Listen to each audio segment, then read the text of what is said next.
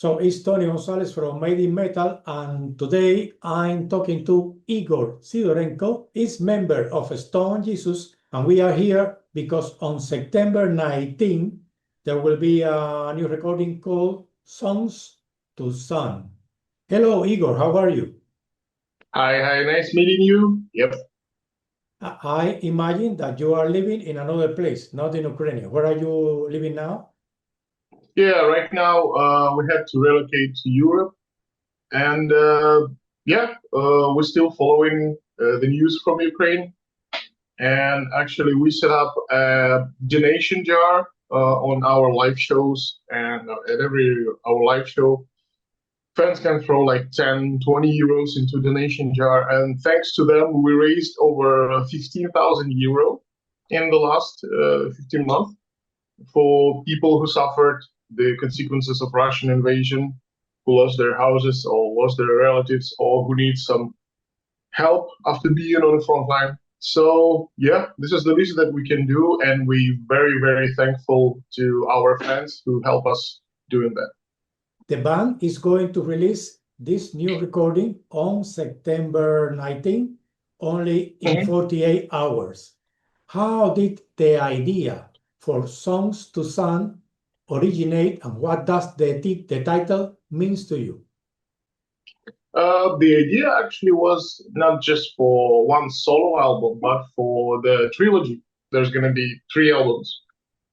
Because I'm writing a lot, and I took a look at what I written in the last 5 years or so, and some earlier songs that were not released yet, but were ready to be released. And I realized that all material can be divided into 3 categories. There are like heavy and kind of aggressive songs, which is songs to sound. There are darker, more introspective and a bit experimental songs, which is songs to moon, that is going to be released next year. And there is songs to earth, which comprised of 2 20-minute long tracks, because I'm a huge prog fan, and this sort of material worked perfectly within the limits of like 2 really long 20-minute long epics. And Songs to Sun, yeah, it's the most direct and the most in your face material out of 3 albums. But again, there are lyrical moments as well. There is like a huge ballad with a guitar solo. And there are some darker moments as well, like on the closing track, Quicksand.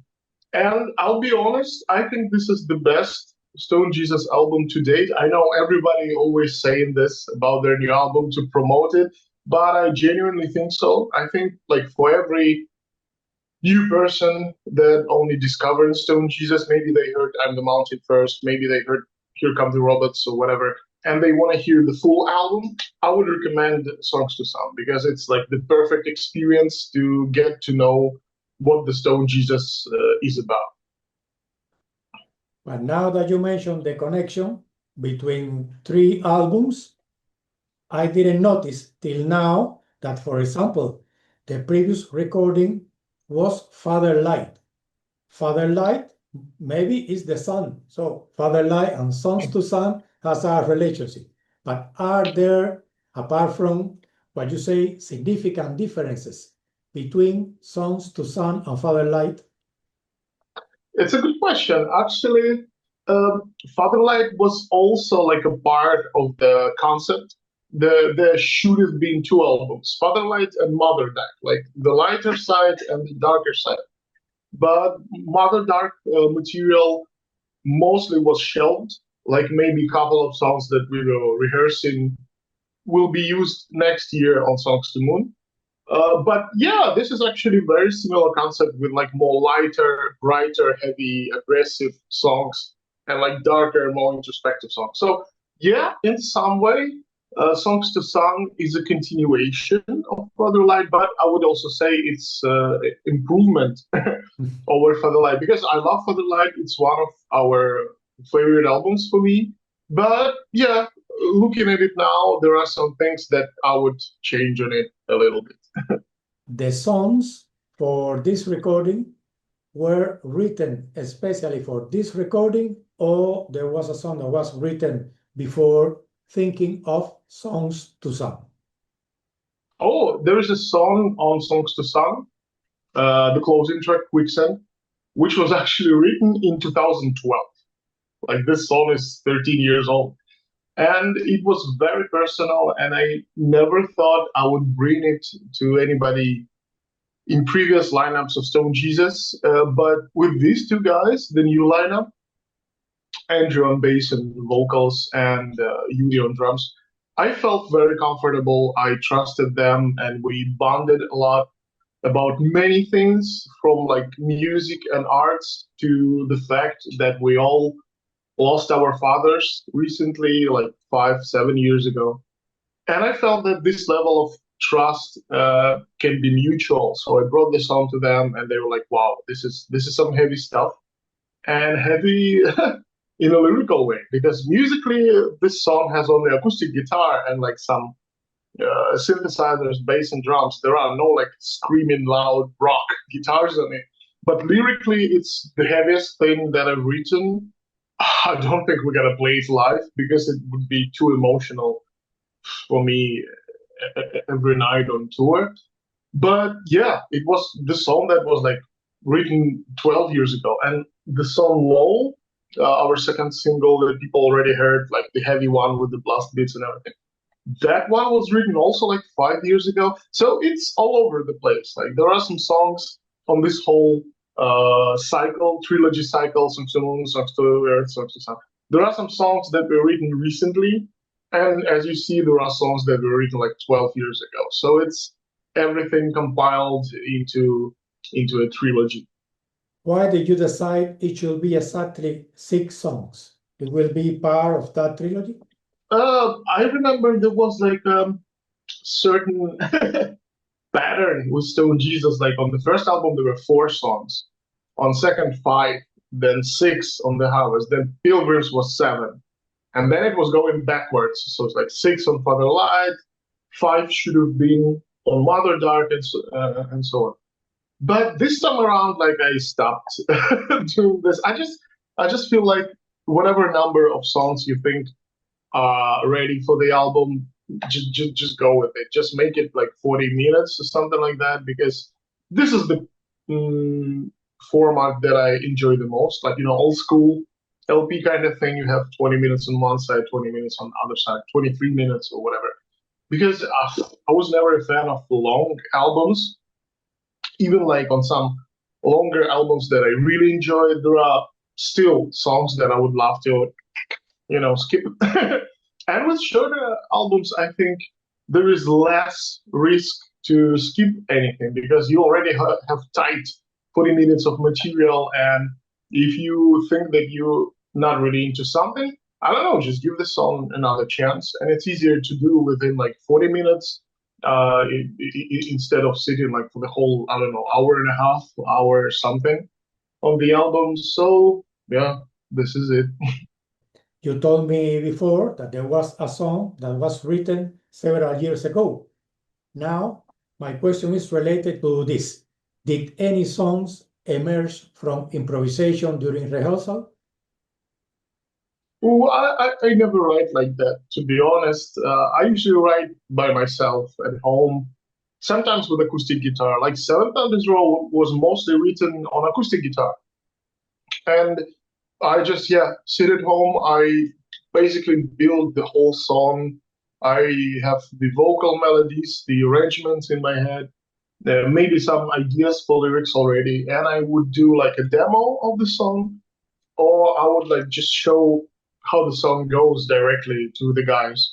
And it's always been like that in Stone Jesus. And yeah, like I'm really happy that the level of trust in the new lineup is very high, and I can just show them this, and they would like understand instantly where the idea is going. Because again, as I told you, we're all very connected in terms of like musical tastes and stuff like that. So there is like maybe like a little reference. Like I would say them, okay, this song should sound like Mastodon meets Porcupine Tree, and they would be like, oh yeah, let's do that. And like I don't need to explain more. So yeah, this is really helping that. creative process and it going very smoothly. And I'm really, really sure that we're gonna pull off an album each year. That's gonna be a very, very good, very fun time and very good period for Stone Jesus activity. And related to the music, are you the main songwriter, the main lyricist? Yeah, pretty much the only one. Like it always been like that. So my question is there a relationship, a lyric relation connecting the songs in the new recording? That's a good question. I think there are two main themes running through the lyrics. It's not a concept album. It's not like we have a hero who goes from point A to point B. I don't really write the lyrics like that. And I think the main theme is trying to find the balance and some sort of stability in the current situation that we're all in. So there are a lot of references to, like being sucked into something like with Shadowland and Quicksand and being low, things like that, being lost. The song is literally called Lost in the Rain. But at the same time, at least two songs are about touring and being on the road and the fact that touring can be a really difficult job. I think many people don't really understand that. Like they have this illusion that rock bands touring, like the whole idea of touring stuck in the 80s. So we have like huge, like piles of like, I don't know, prohibited substances and like promiscuous women and booze and stuff like that. But in fact, you're just driving 12 hours to some very, very far place where you're lucky to play to 200, maybe 300 people, sell some t-shirts, go to some hotel somewhere else, and then at 6 in the morning you wake up again and you're driving again. And it's fun when you're like 20, but when you're pushing 40, and I will be 40 next year, it can be pretty grueling and demanding, and there is a challenge to find, to continue enjoying the good side of it, because obviously there are moments where you're just lying with your back hurting and you like lost money on some flight or something like that, or like you have like really problems with like merch, it was like misprinted or something like that, and you just lying on the floor in some very cheap hotel and you're thinking maybe I should return to the office, like maybe just working in the office, because this is pretty intense. But the people are worth it. Like the fans, the reaction, the response that we get, the feedback from them, this is very, very important. And sometimes I actually need to put it in a song to let them know that yes, we love you too, we love you as well, and this is like mutual, and this is really happening. And two songs on the new record, New Dawn and See You on the Road, are especially about that. Can you imagine doing this with 60 years old? It's maybe when you will be 60, you will write a song for the fans. I love you all, but I need to rest. Tell me, do you imagine following this lifestyle in 20 or 30 years? I would love to. Like, I'm a huge fan of rock and metal biographies. I read a lot of books about people in this business, from like some prog guys like Phil Collins and Bill Bruford and Peter Gabriel, to metal guys like Rob Halford autobiographies, hilarious. And like obviously I'm Ozzy is a great book and stuff like that. And yeah, I would be reading about how this happening to these guys. And obviously these guys on some other level financially and in terms of success and in terms of career and everything. But still they really enjoy making music. Like when Phil Collins stopped doing music, he started drinking heavily because he didn't know what to do. Like he has all the money. He's living in freaking Switzerland. He can buy like 3 countries with his royalties. I don't know. But he can't play drums anymore because of the health. And he started going into deep, deep depression, and he started drinking and he almost died. So I think when you make music such a big part of your life, it's actually possible to be just like, okay, I'm gonna go work in office now. No, you're gonna be drawn into music anyway. So I think if you already have this in you, if you're already bitten by this bug, you would like to continue, and I would love to continue. I was opening for Michael Gira of Swans with his solo set, and this guy is old, like he was already almost 70, I think, when he was playing, when we were playing together. And definitely at some level, he's not enjoying it because you need to travel all the time. You need to wake up early. You need to beat your body against all the like transportation and logistics. And there is a lot of also like bureaucracy involved that like also like, like pressures heavily on your brain and all your life cycles. And you're like away for 6 months a year and your partner is waiting at home and like the family is always on the verge of collapse. And it's very tough. But at the same time, there is so much enjoyment from it. And yeah, knowing that people waiting for you and they're expecting new songs, they love the old songs. And this art is really important for them. It means something. Yeah, this is something that keeps you going. I mean, look at Paul McCartney. The guy is like 80, 82 or so, 83 and he's still playing shows. And I'm pretty sure he's playing shows not to buy himself a dinner for the next day. This guy is okay. He's really good financially. He's just playing shows because he's a musician. This is what he does. And I'm really, really looking forward to be doing the same when I'm like 60 or 65. So let's pray there's a good health in me somewhere. Yes. If there anybody who doesn't need the money to play in concert, is Paul McCartney. Yeah, absolutely. And he do it. Yes, yes. Yeah. So, changing the subject a little, are there reference to Ukraine in your lyrics? No, not really. Usually the lyrics are very personal to me and they reflect on my like inner state and what's going on. But all three of us being from Ukraine and coming through this whole situation, obviously we all relate to that. And I've always been writing lyrics from like a personal standpoint, and there was never like a story in any song. There was never a story that goes like he's coming from point A to go into point B. And also, I think it's very stupid to try to write like a political song because I mean, come on, you're not John Lennon. You're not gonna change the world with like a piano ballad or something. Like, just chill. So I will never write lyrics like Putin bad, stop the war. I mean, people get it. People understand that. And I would rather write about my inner state, about how I'm going through these emotions and how I'm dealing with it.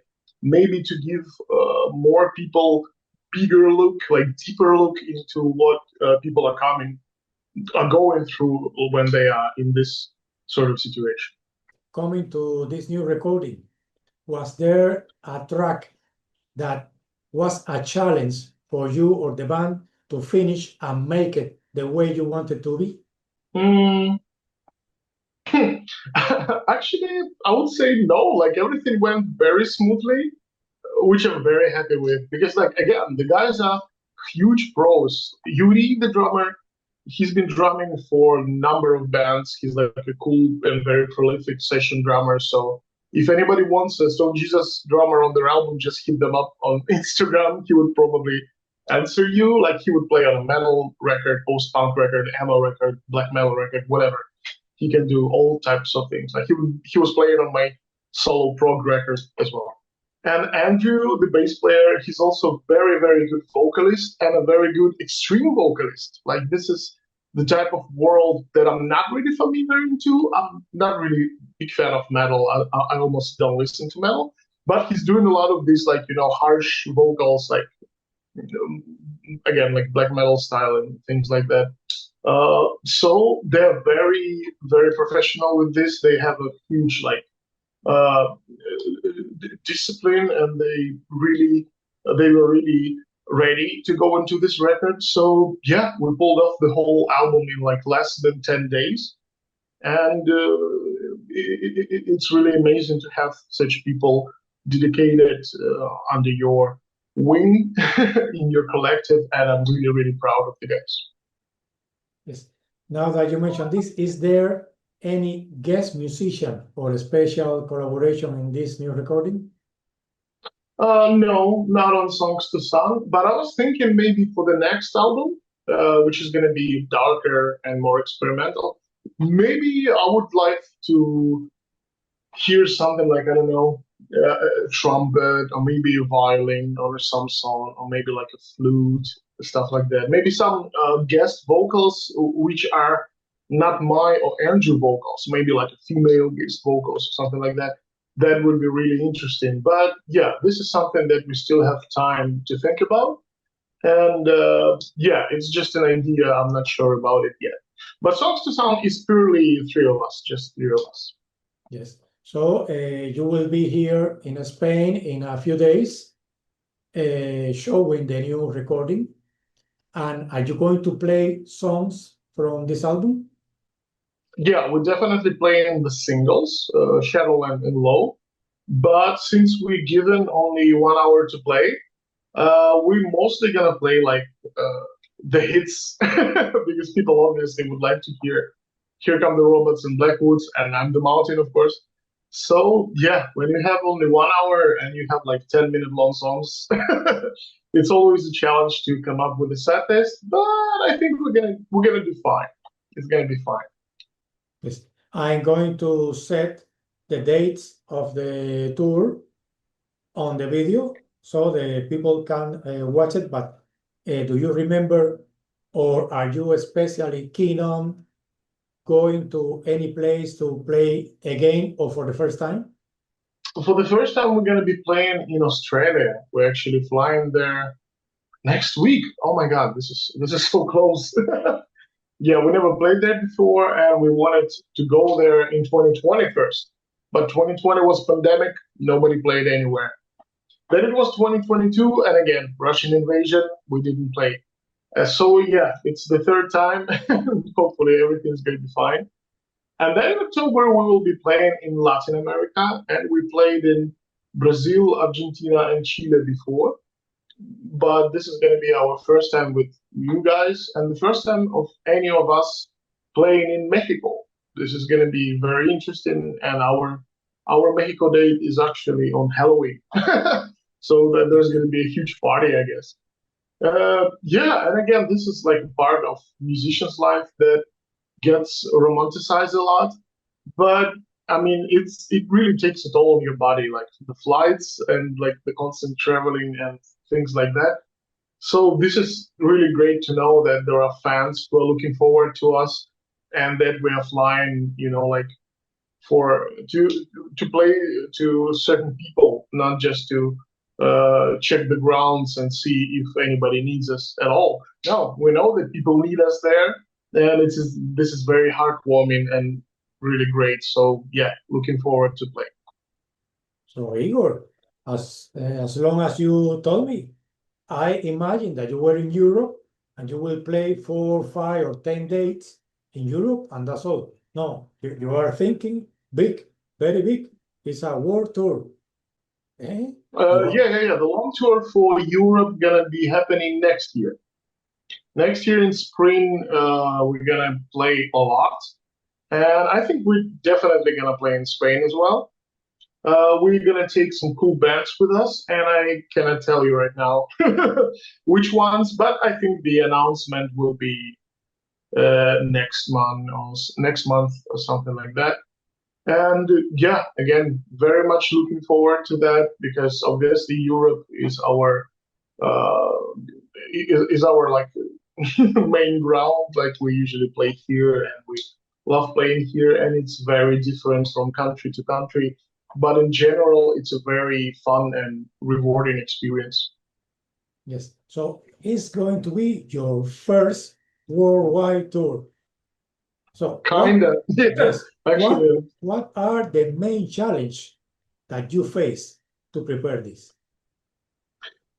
mostly, yeah, logistical kind of stuff, like sending merch there, remembering about the flights. Oh, we need extra luggage. Oh, the like flying company lost our bag or something. So this kind of stuff is very grueling. And again, I mean, we have like the label, we have the booking company, but mostly it's this guy who does all the things.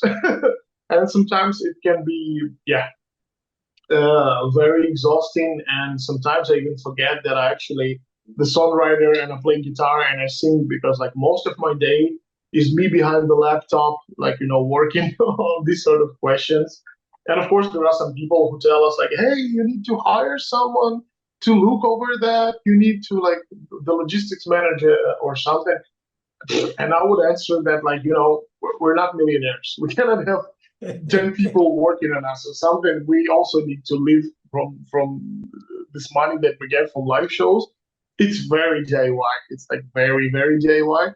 But this is also some cool part about it is that we're not really dependent on anybody. There is like no bigger people standing over us, like saying to us, like, "Hey, you need to make a K-pop album." Like nothing like that. We're just doing what we want to do, and yeah, there's a price for your freedom. There's a certain price that you pay for being free and doing whatever you want to do. And I think a lot of fans respect that. They understand that we're not Metallica, we're not Iron Maiden, we're not Kiss.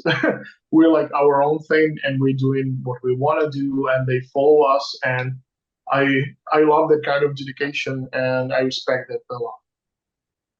Igor, I would like to see you again in 2 years, and you will tell me if you are going to be working and touring on the system or not. Or after this worldwide tour, you will say, never again. Okay. Yes. So those were my questions.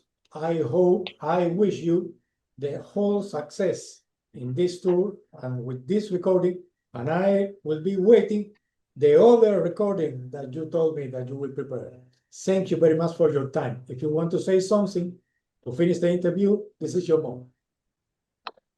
Thanks a lot for having me. It's always a pleasure to talk about our music and everything that we do with Stone Jesus. And yeah, I would like to say huge thanks to our fans who always supporting us, and we're very grateful to them for their not only support like musically, but also their support for Ukraine.